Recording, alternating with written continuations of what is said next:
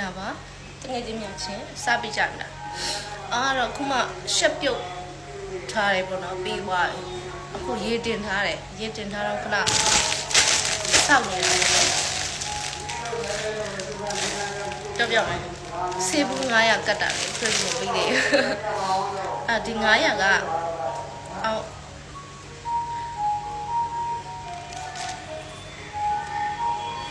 ော်ရရှိလို့ပါကတ်နေရတာအခုတည်းမပေးသေးပါဘူးသူကလည်းပြောပါတယ်ရတယ်တဲ့အေးစစ်စစ်လုံးဆိုတော့ကိုရဲ့ကကလေးတွေက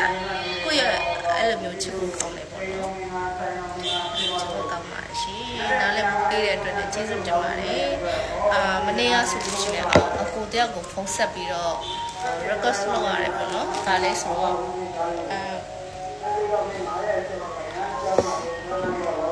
နည်းနည်းလေး deliveryကြီးများနေပါတော့1500လောက်များတာဒါလည်းသူအကျိုးအကြောင်းလေးပြောပြီးတော့မှ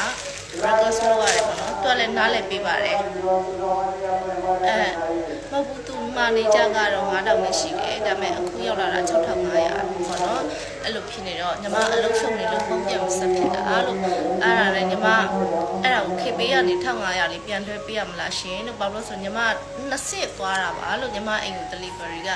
အကိုကနေပြီးတော့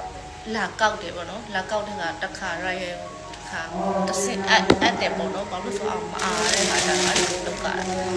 လောက်ကားတဲ့ခါကျတော့အဲ့အတက်ကိုတောင်းဟိုကစိတ်တောင်းမဲ့ပါတယ်လို့အဲ့လိုပြောတယ်ပေါ့နော်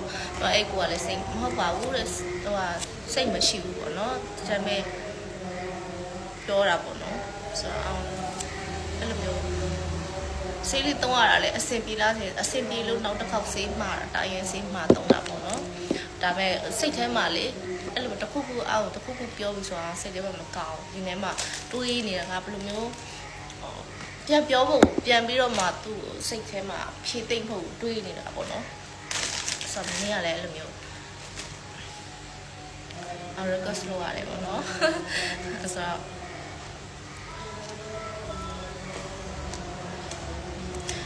နောက်လာကြလို့ရှိရင်ဒီအလှကန်ဆယ်မဲလေးပေါ့နော်ကန်ဆယ်မဲလေးပဲဖြစ်ဖြစ်အလှလေးပဲဖြစ်ပေါ့နော်ဒီရတဲ့ဒီဆေးရောင်းလို့ရတဲ့အထည်က